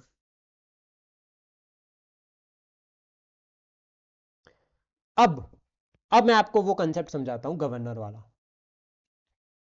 ये बहुत इंपॉर्टेंट है गवर्नर वाला असेंट। ठीक है, ये अगर एक बार ही क्लियर हो गया तो देन उसके बाद आपको बहुत ज्यादा जो है वो इजी रहेगा सारे कंसेप्ट को समझना। गवर्नर के पास 4 ऑप्शन होते हैं, मैंने आपको बताया। पहला होता है कि वो असेंट दे दे, दूसरा होता है वो विद होल्ड कर दे, तीसरा कर दे वो रिकंसिडरेशन के लिए भेज दे, और चौथे होते हैं वो प्रेसिडेंट को पावर दे, प्रेसिडेंट के पास भेज दे, यानी कि प्रेसिडेंट के लिए बिल रिसीव कर दे।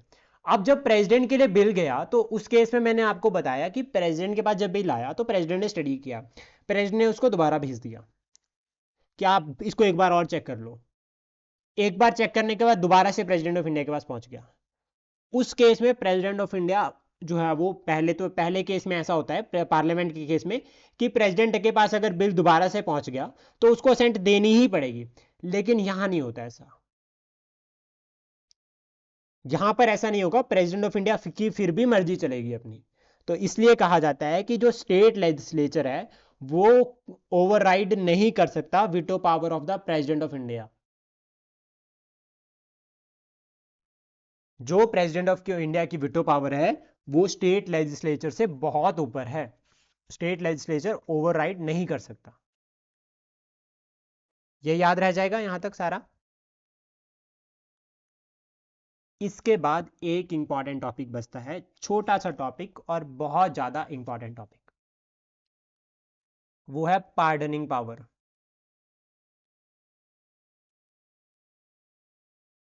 Article 72,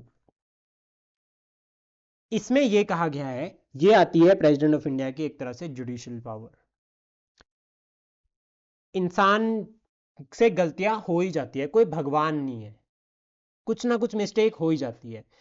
same as it is CGI भी है या सुप्रीम कोर्ट भी है, उससे भी कुछ ना कुछ एक गलतियां हो जाती है। तो उसमें एक स्कोप रखा हुआ है कि अगर कोई गलती हुई कि एक स्कोप है उसको एड्रेस करने का। या सपोज दैट ये किसी भी जो कैदी होता है, ठीक है, या कोई भी अगर ठीक है एक्यूज्ड है या फिर कोई भी पर्सनैलिटी है जो जेल में, उसके पास ये पावर होती है कि वो प्रेसिडेंट ऑफ, उसके पास ये राइट होते हैं, पावर नहीं होती है, राइट होते हैं कि वो प्रेसिडेंट ऑफ इंडिया से पार्डन कर सकता है, वो अपनी गलती के लिए क्षमा जो है वो मांग सकता है। देन उसके बाद प्रेसिडेंट ऑफ इंडिया के पास ऑप्शन होता है कि क्या उसकी गलती को माफ कर दिया जाए, या उसकी सजा को कम कर दिया जाए, या उसकी सजा की जो फॉर्म है उसको कम कर दिया जाए, या उसको कितने लंबे समय के लिए सजा दी है उसको कम कर देना। तो ये पावर जो है वो आती है किसके पास, प्रेसिडेंट ऑफ इंडिया के पास, under article 72, that is your pardoning power. तो इसमें जो सबसे पहली पावर आती है पार्डन की, वो आती है पार्डन इटसेल्फ, पूरा माफ कर देना, जो सजा दी वो खत्म।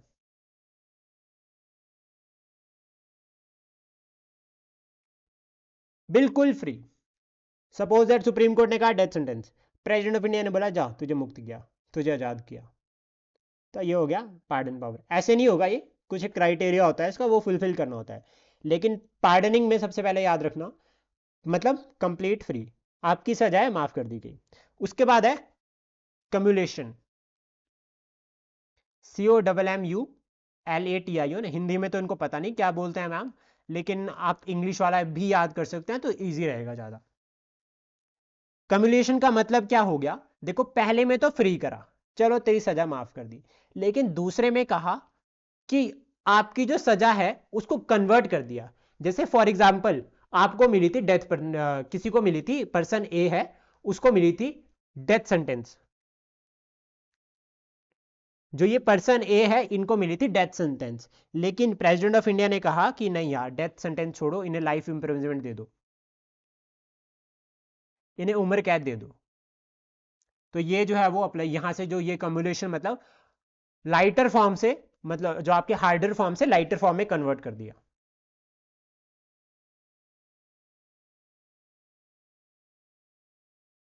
कम्यूट करना कहते हैं इसको, कि एक फॉर्म से दूसरी फॉर्म में जो है वो आपने क्या किया, शिफ्ट कर दिया। डेथ सेंटेंस को आपने क्या कह दिया, लाइफ इंप्रिजनमेंट।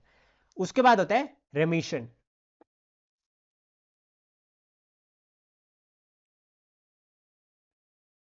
रेमिशन का मतलब क्या हो गया, ये ना आपको ऊपर नीचे भी दी होगी लक्ष्मीकांत में, लेकिन मैंने इसको एक सीक्वेंस में याद करने का ट्रिक, थोड़ा तरीका बना रखा है। रेमिशन में क्या हो गया, इन्होंने कहा सपोज दैट यहां पर कहा गया कि आपको 5 साल के लिए रिग्रेस जो है वो पनिशमेंट दी गई, मतलब 5 साल के लिए आपको कह दिया कि आपको काल कोठरी में रहना है, एक ऐसी काल कोठरी में जहां पर जो है वो क्या है, चूहे हैं, कम से कम वहां पे 100 चूहे हैं, और उस कोठरी में आपको 5 साल रहना है उनके साथ। तो प्रेसिडेंट ऑफ इंडिया ने कहा कि नहीं नहीं 5 साल नहीं, 3 साल रख लो। तो जो सजा है वो वही है, लेकिन उसका जो ईयर है वो कम कर दिए।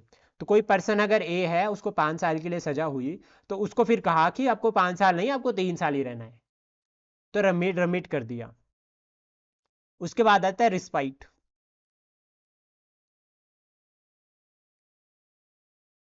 ये बहुत इंपॉर्टेंट, इंटरेस्टिंग फैक्टर है।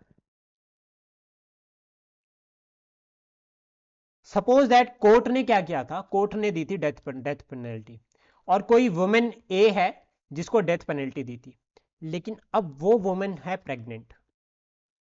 उस केस में बच्चे की तो कोई गलती नहीं है, और अगर डेथ पेनल्टी दी तो दैट मीन्स बच्चा भी मर गया इटसेल्फ। ऐसा होता है ना। तो प्रेसिडेंट ऑफ इंडिया क्या बोलते हैं कि आपको डेथ सेंटेंस नहीं, आपको जो है वो लाइफ इंप्रिजनमेंट दे देते हैं। ये देते कैसे हैं, यहां पर जो ये पर्सन ए है ये रिक्वेस्ट करेगा, ये एप्लीकेशन लिखेगा प्रेसिडेंट ऑफ इंडिया को, फिर प्रेसिडेंट ऑफ इंडिया को बताएगा कि सर आई एम प्रेग्नेंट, ऐसे ऐसे करके, या एक एग्जांपल के फॉर्म में मैं आपको समझा रहा हूं, या कोई फिजिकल डिस्पैरिटी होती है उस केस में, तो फिर ये कहते हैं कि मैं तो ये नहीं कर सकता या नहीं कर सकती, तो उस केस में आप जो है वो मुझे कोई और पनिशमेंट दे दीजिए। तो फिर प्रेसिडेंट ऑफ इंडिया डिस्कस करते हैं सबके साथ, जिसके ठीक है, और फिर जो है वो शिफ्ट कर दिया जाता है, दूसरी सजा दे दी जाती है। देन उसके बाद आता है रिप्राइव।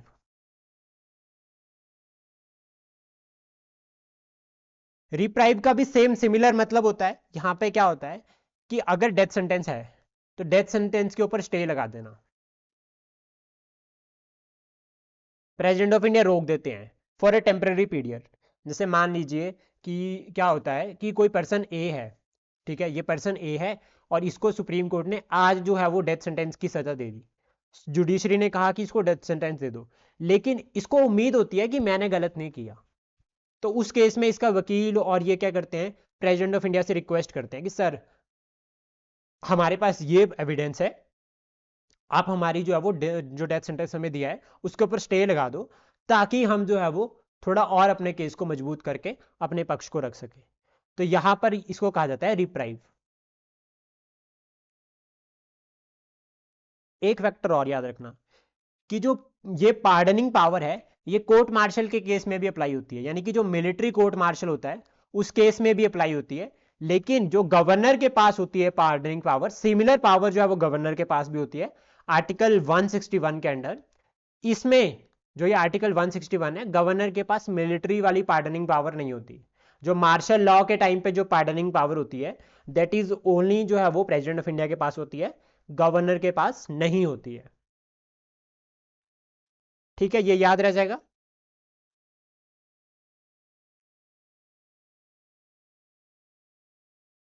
जी सर। अब उसके बाद इंपॉर्टेंट, सबसे इंपॉर्टेंट टॉपिक है, very very important topic, vice president of India. Vice president of India, एक बात तो सबसे पहले याद रखना कि एक्स ऑफिसर चेयरमैन होता है राज्यसभा का।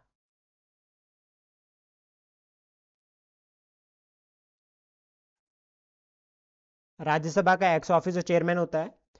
इलेक्शन इनडायरेक्ट इलेक्शन होते हैं इनके भी, और सिंगल ट्रांसफरेबल वोट सिस्टम होता है जैसा प्रेसिडेंट ऑफ इंडिया का होता है। इलेक्शन कॉलेज को समझ याद कर लेते हैं कि इनका जो इलेक्शन कॉलेज है उसमें कौन कौन होगा। तो सबसे पहले तो याद रखना nominated member and elected member दोनों होंगे।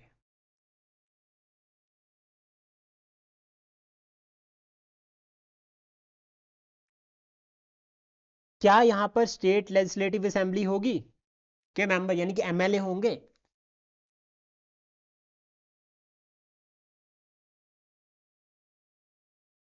सर फिर से बोलो ये बात। क्या एमएलए इलेक्शन कॉलेज में होंगे? मतलब वाइस प्रेसिडेंट को इलेक्ट करना है और एमएलए यहां पर होंगे या नहीं होंगे? नहीं। हाँ, नहीं। होंगे या नहीं होंगे? नहीं होंगे। रुडाली मैम आप क्या बोल रहे हो? तो आप फिर से बोलो, आपने क्या पूछा? वाइस प्रेसिडेंट के इलेक्शन करवाने हैं, उस केस में एमएलए होंगे या नहीं होंगे? तो होंगे एमएलए, क्यों होंगे? राज्यसभा के। एमपी नहीं बोल रहा हूं मैं, एमएलए बोल रहा हूं सिर्फ। तो नहीं होंगे। नहीं होंगे क्योंकि देखो सबसे पहले तो एक याद रखना कि vice president of India x officer chairman of Rajya Sabha, और राज्यसभा में ऑलरेडी स्टेट के रिप्रेजेंटेटिव होते हैं, तो डबल डबल नहीं क्रॉस करवाने का। उन्होंने कहा कि एमएलए को नहीं रखना है। दूसरा, वाइस प्रेसिडेंट ऑफ इंडिया है और वो काम सारा का सारा as a ex officer chairman of Rajya Sabha कर रहा है, या फिर अगर प्रेसिडेंट ऑफ इंडिया नहीं है तो वो प्रेसिडेंट ऑफ इंडिया की तरह काम करेगा बस। As a ex officer chairman of Rajya Sabha वो राज्यसभा का चेयरमैन है, उसके ऊपर प्रेसाइड करता है। सिमिलर पावर होती है जितनी स्पीकर की होती है, तो वो पावर स्पीकर की हम साथ में डिस्कस करेंगे, ठीक है। सेकंड फैक्टर में याद रखना कि जो एज है वो 35 ईयर है, 35 साल एज है। और Rajya Sabha vice president of India को अगर किसी भी पर्सन को अगर वाइस प्रेसिडेंट ऑफ इंडिया बनना है तो उस केस में उसको क्वालिफाइड होना चाहिए to become a member of Rajya Sabha. और राज्यसभा का मेंबर बनने के लिए जो एज है वो है 30 साल। कोई भी ऑफिस ऑफ प्रॉफिट नहीं होना चाहिए, ठीक है, इंपॉर्टेंट। अब जो हमें याद रखना है, टेन्योर 5 साल का होता है। 5 साल के जो है वो वाइस प्रेसिडेंट ऑफ इंडिया बनते हैं। री इलेक्शन जो है वो पॉसिबल है, इनके दोबारा बन सकते हैं। रिमूवल का जो रेजोल्यूशन है वो राज्यसभा से पास होना चाहिए एब्सोल्यूट मेजॉरिटी के साथ। रिमूवल रेजोल्यूशन इंट्रोड्यूस होगा राज्यसभा में और रिमूव होगा राज्यसभा से ही, लोकसभा की भी परमिशन यहां पर चाहिए। और रिजाइन करते हैं प्रेसिडेंट ऑफ इंडिया को। एक फैक्टर और, इनकी ओथ होती है क्या? सर ओथ तो सबकी होती होगी। यही तो गलती है, स्पीकर की ओथ होती है। नहीं। ये ध्यान रखना, बस ऐसा नहीं करना, ठीक है।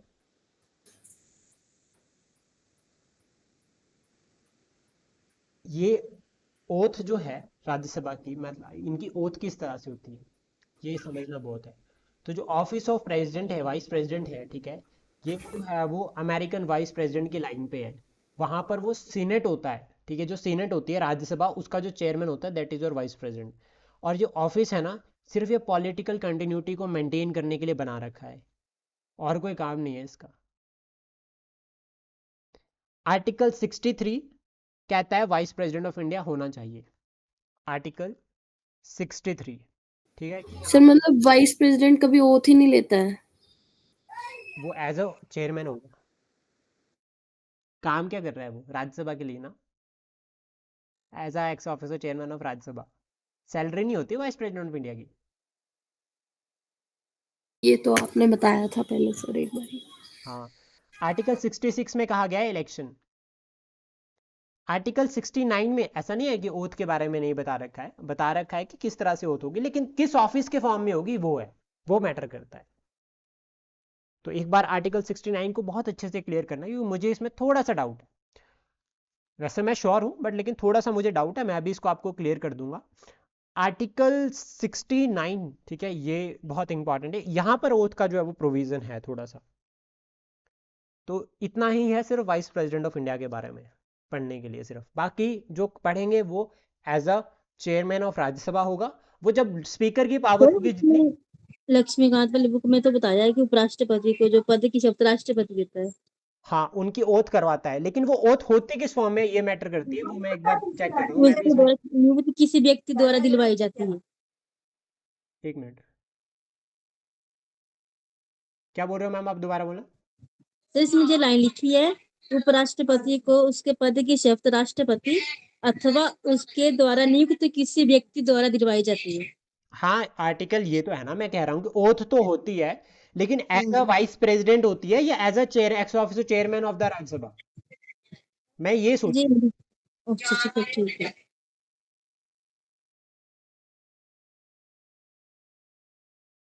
इसमें तो ये क्लियर है ना कि आर्टिकल 69 ये कहता है कि प्रेसिडेंट ऑफ इंडिया की, जो वाइस प्रेसिडेंट ऑफ इंडिया है, उनकी ओथ ऑफिस और जितना भी जो उनका अफर्मेशन है that is by the president of India.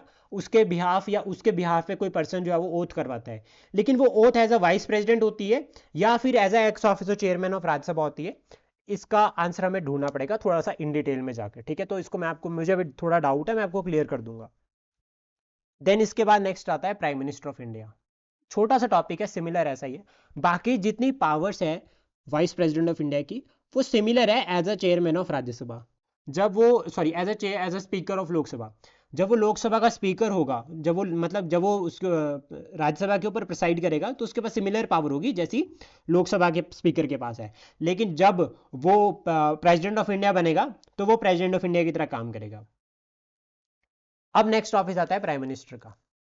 तो सबसे पहले तो याद रखना कि प्राइम मिनिस्टर का ऑफिस में जो है वो यहाँ पे 2 आर्टिकल आते हैं। एक से आता बस है मैम बस छोटा सा टॉपिक है बिल्कुल। आर्टिकल 74 और 75 ये याद रखना। प्राइम मिनिस्टर का मतलब क्या हो गया? Council of minister. Council of minister का ये आर्टिकल कहा गया है 74 में कि कोई जो है वो प्रेसिडेंट, कोई क्या पर यहाँ पर क्या है, काउंसिल ऑफ मिनिस्टर है, ठीक है, जिसको प्रिसाइड करता है प्राइम मिनिस्टर, और ये इनका काम है प्रेसिडेंट ऑफ इंडिया को एडवाइस करना। आर्टिकल 74, ठीक है। ये रियल हेड होता है सरकार का, real head of the state, head of the government, sorry state नहीं होगा, head of the government real head होगा। नॉमिनल हेड जो है वो प्रेसिडेंट ऑफ इंडिया होते हैं। रियल एग्जीक्यूटिव होता है, सारी पावर इसके पास होती है। इंपॉर्टेंट, प्राइम मिनिस्टर जो है वो राज्यसभा से भी हो सकता है, या राज्यसभा या लोकसभा दोनों से हो सकता है। राज्यसभा के केस में अगर आप देखोगे तो हमारे मनमोहन सिंह जी जो है वो राज्यसभा से थे जब वो प्राइम मिनिस्टर थे। इंदिरा गांधी जी भी जो है वो राज्यसभा से थी, और देवे गौड़ा जी भी जो है वो राज्यसभा से थे। इसके बाद याद रखना, लेकिन ब्रिटेन में जो प्राइम मिनिस्टर है वो सिर्फ लोकसभा से ही होगा। ब्रिटेन में जो प्राइम मिनिस्टर होता है वो सिर्फ और सिर्फ लोकसभा से ही होता है। और प्राइम मिनिस्टर जो है वो सारा का सारा काम करता है, जितना भी वर्क होता है, ओथ जो है वो प्राइम मिनिस्टर की प्रेसिडेंट ऑफ इंडिया करवाते हैं।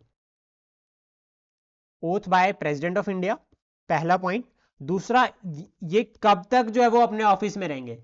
जब तक प्रेसिडेंट प्लेजर रहेगा, जब तक प्रेसिडेंट की इच्छा होगी कि मुझे ये प्राइम मिनिस्टर को ऑफिस में रखना है, तब तक वो रहेंगे, ठीक है। और ये head of the council of ministers होते हैं। इंपॉर्टेंट, सबसे पहले प्रेसिडेंट ऑफ इंडिया अपॉइंट करते हैं प्राइम मिनिस्टर को, देन प्राइम मिनिस्टर बोलते हैं कि सर मुझे ये मिनिस्टर चाहिए सरकार चलाने के लिए, आप मुझे जो है वो इनको अपॉइंटमेंट कर दो। और इसको बोलते हैं पोर्टफोलियो सिस्टम। कहीं मॉडर्न हिस्ट्री में पढ़ा है ये?